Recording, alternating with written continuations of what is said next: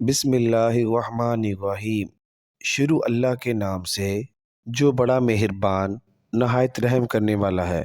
آج میں جو واقعہ سنانے جا رہا ہوں وہ واقعہ حضرت نوح علیہ السلام کی تبلیغ اور قوم کی نافرمانی کا واقعہ۔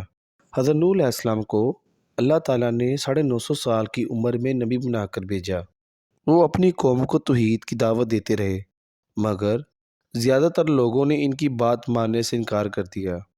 حضرت نوح علیہ السلام نے کہا، اے میری قوم، اللہ کی عبادت کرو، اس کے سوا تمہارا کوئی معبود نہیں۔ اگر تم میری بات نہ مانو گے تو تم پر ایک بڑا عذاب آئے گا۔ لیکن قوم کے سرداروں اور دولت مندوں نے کہا، اے نوح، تم تو ہمارے جیسے ایک عام انسان ہو، ہم تمہاری بات کیوں مانیں؟ تمہاری پیروی تو صرف غریب لوگ اور کمزور لوگ کر رہے ہیں۔ نعوذ باللہ، ہم تمہیں جھوٹا سمجھتے ہیں۔ حضرت نوح علیہ السلام نے بڑی عاجزی سے انہیں سمجھایا، مگر وہ مسلسل مذاق اڑاتے رہے۔ جب قوم نے نافرمانی کی حد پار کر دی تو حضرت نوح علیہ السلام نے اللہ تعالیٰ سے دعا کی، اے میرے رب، میری قوم نے میری بات نہیں مانی، اب تو ہی ہمیں انصاف دے۔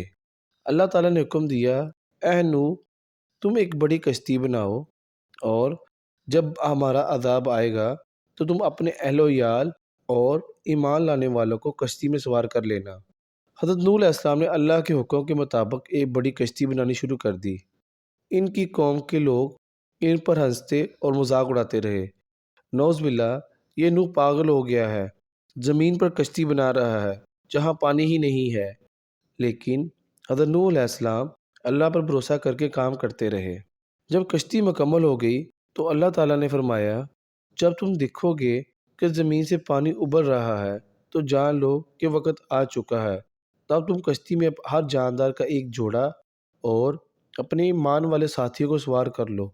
پھر ایک دن اللہ کے حکم سے زمین سے پانی کے چشمے پھوٹنے لگے، آسمان سے موسلادھار بارش برسنے لگی، پانی چاروں طرف پھیلنے لگا، ایک زبردست طوفان آیا جس نے ہر چیز کو ڈھانپ لیا۔ حضرت نوح علیہ السلام نے اپنے ساتھیوں کو لے کر کشتی میں سوار ہو گئے۔ حضرت نوح علیہ السلام کا ایک بیٹا کافر تھا، وہ کشتی میں سوار ہونے کے بجائے الگ کھڑا تھا۔